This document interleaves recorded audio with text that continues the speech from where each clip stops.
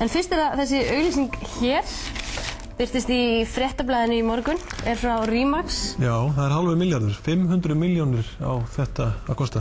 Já, þetta sem sagt ekki hús, heldur bara lóð sem hægt að byggja til dæmis svona hús á. Við kíktum á málið í dag. Arnbjörn, þú verður að segja okkur aðeins meira þessa auglýsingu. Er pláss fyrir svona stórt hús á Íslandi? Já, nú gerst það ekki verið til þess. Já. Hingað til hefur bara ekki verið pláss fyrir svona hús, ekki inni á höfuðborgarsvæðinu. En þarna finnst lóð þar sem hægt að reisa verulega stórt hús. Já. Og vera samt prívat. Já. Með heimkeyrslu meira sér. Með heimkeyrslu. Þetta eru tvær samliggjandi lóðir eða eitthvað? Þetta eru tvær samliggjandi eignalóðir. Og báðir aðilarnir tók sér saman að auglýsa til sölu í einu sem skapar þetta dæmi, eins og er. Þetta er ekki sjávarlóð eða eitthvað?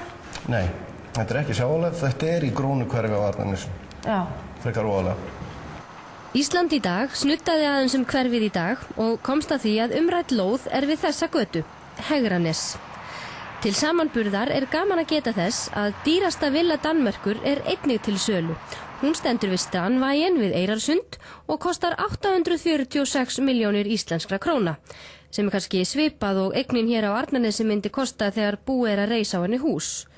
Munurinn hins vegar sá að dönsku villunni fylgir einkabryggja og baðströnd og hún teiknuð af Arne Jacobsen, einum af frægustu arkitektum heimsins. Þessi mynd, þetta nú einhver ítölsk glæsihöll, sýnist mér. Þetta höll á Ítalíu og hún var bara sett til þess að stoppa lesendur í blaðinu og taka eftir auglýsingunni. Myndi fólk heldur byggja svona hús þarna? Já, ef að grenndarkynningin leiti það í ljós að það mætti, þá eflaust gerði það. Nei, ég veit það ekki, en sko hugmyndin náttúrulega að leita að einstaklingi sem fjárhagslega frjáls til að byggja húsi sem hann langar til að eiga, glæsi villuna sína inn í miðri höfuðborg. En þessar lóðir, þessi lóð þá, þegar hún orðin að einu, 3630 fermetra lóð á 500 milljónir. Það ansi há tala. Já, ég ætla kannski að taka það fram að ég ekki að verðmeta lóðina, heldur þetta hugmyndeiganda. Ef að þessi tiltekni Íslendingur myndi finnast, þá myndi hann sennilega ekki setja þetta fyrir sig. Hins vegar eru þeir ófúsir að láta lóðirnar sínar á minni pening. Þeir vilja náttúrulega eiga heima þarna, en eins og margir aðrir, það allt falt eða rétt fjármagnsfæst.